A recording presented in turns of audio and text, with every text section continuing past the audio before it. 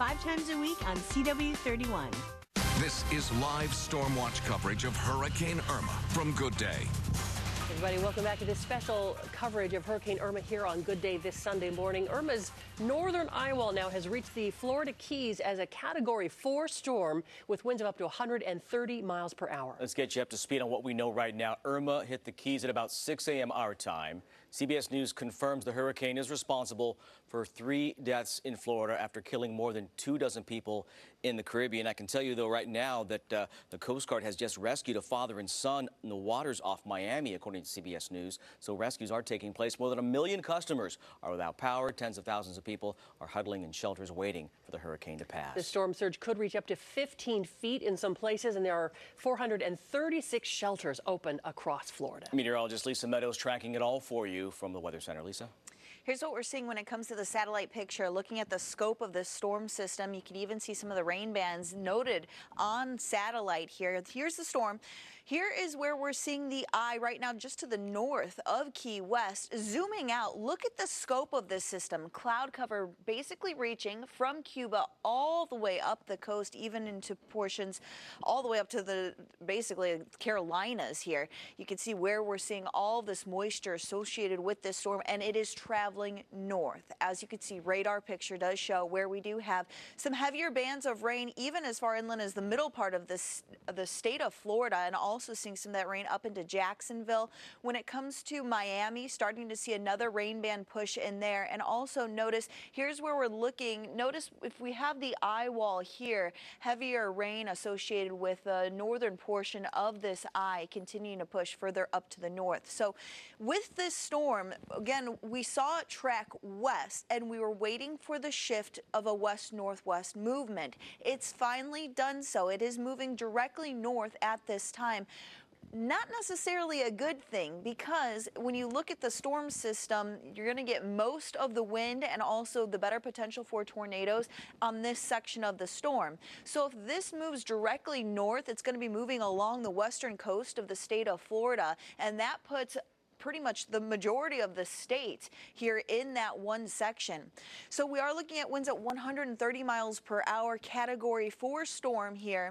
Forecast to be a Category 3 as it continues to move across the state of Florida, but it kind of just bumps along the edge of the state. And again, hurricanes feed off the warm moisture of the surface, sea surface temperatures that are warm. That's what helps to power these storm systems. And even though part of it will be over land, other parts will be over the warm Gulf waters. So that's why it's a slow drop off in intensity to a Category 3. Then as we go into tomorrow morning, a Category 1, we won't see a very noticeable drop in intensity until it hangs out over land for a while. And again, that's not until it makes its way into the panhandle of Florida. Then once it continues to move further to the north, it'll be a tropical depression, eventually a post-tropical low, but still bringing rain as far north as Tennessee, even the southern tip of the state of Illinois. Here it is on Futurecast, where we are seeing again forecasts for heavier bands of rain pushing on through going into tomorrow morning. That's when we'll start to see it move into the panhandle location of the state of Florida, and then continue to draw that moisture further to the north. We are looking at 24, maybe even 36 hours that we're going to be dealing with this storm across Florida, and then basically across the portions of the southeastern part of the United States, guys. All right, Lisa, thanks for that latest on the hurricane. Yeah, well, as people are hunkering down or evacuating Florida, reporters are out there working around the clock in the elements to cover it, so you know exactly what's happening. And one very familiar name, face, David Begnaud, formerly of CBS 13 and Good Day. He is, of course, one of star reporter for CBS News right now, covering everything and anything. David, thanks for joining us. You're in Tampa, correct? Yes, my pleasure. Good to talk to you guys. We are in Tampa. Now, I know you just got done with Harvey. How does this compare? I know it's probably too early to tell, but just what are your thoughts on that? Look, I mean, it's kind of back to back to back. I mean, you got Jose that's still out in the Atlantic Ocean, and we're wondering what's going to happen with that. The Weather Service promised that this would likely be an active hurricane season, and boy, is it. You know, when people, I mean, every time I look up on the TV, David, and there's a disaster, there you are. And people say, look at these reporters. My gosh, you're telling everybody to evacuate and you're out in the middle of it. How do you feel about going into these storms and when they tell everyone to evacuate, but you're right in the middle of it there? Might sound like the dumbest thing you've ever seen. I won't argue if you say that, but I'll tell you this. Everything in life is documented, right? Right. And so you should know that as we moved into the hotel where we are in Tampa, that is in an evacuation area, my team and I huddled and had a meeting and figured out what we were going to do. And we've covered, I mean, this is probably the 15th hurricane that I've covered. I'm working with a camera crew that covered Hurricane Andrew.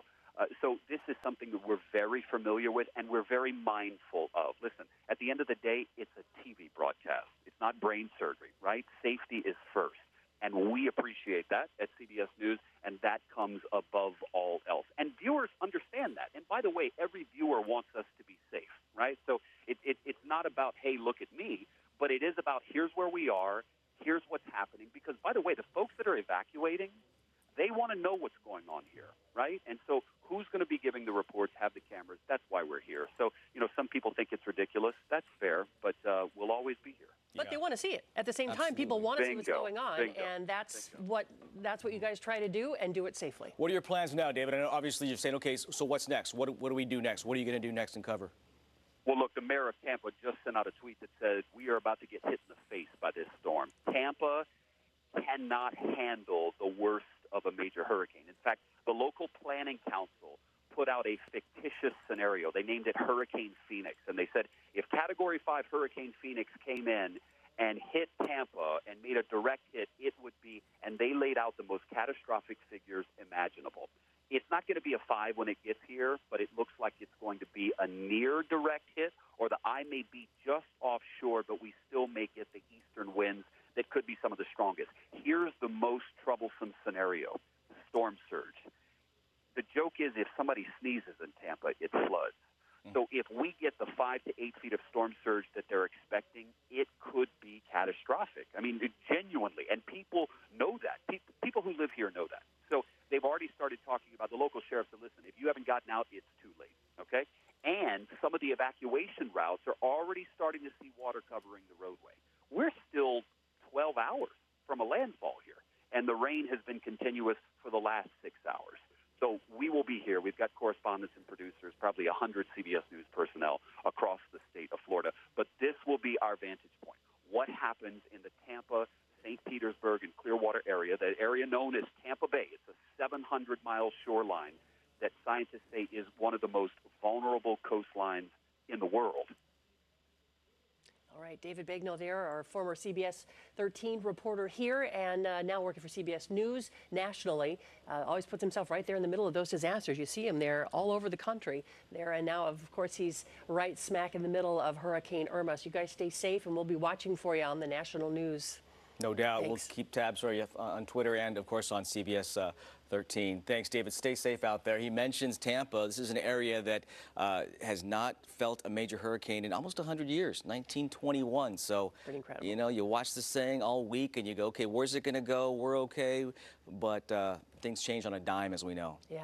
Well, Miami-Dade County is getting a beating this morning as well. Florida's Governor Rick Scott, who's done a heck of a job so far. He spoke earlier this morning, just after the hurricane made landfall at 6:10 our time. He says his state will need lots of volunteer help, but for now, it needs prayers. We know my hometown is going to get 10 to 15 feet of storm surge. It's going to go up the West Coast, all up through Tampa. We're going to see significant storm surge. So I ask everybody for their prayers. And on this Sunday, it's a good time to remind everybody as you go to church or come back from services to please keep them in your mind. Absolutely. Power of prayer. And Governor Scott says the winds are dangerous, but it's the coming storm surge that will be the most deadly. He says Florida needs donations and volunteers to man the 400-plus shelters in his state. Talk about power now. Lots of people impacted by that. The Florida Power and Light tweeted out this video. Crews saying, when it is safe, we will do everything possible throughout the storm to get your lights back on. As we said, PG&E crews from Northern California are there now, ready to help restore power when that storm passes and when it's safe to do so. And if you've got any friends or family in Florida that you're concerned about, we've been checking in with some of our former employees who are there. We would love to talk with you. Email us your name and a way to get a hold of you and who it is you're concerned about. Email that to our Good Day address at goodday@KMAX-TV.com, and we'll try to get a hold of you and see if we can't put you in touch or check in with them live to allay some of your concerns about them. And that is a big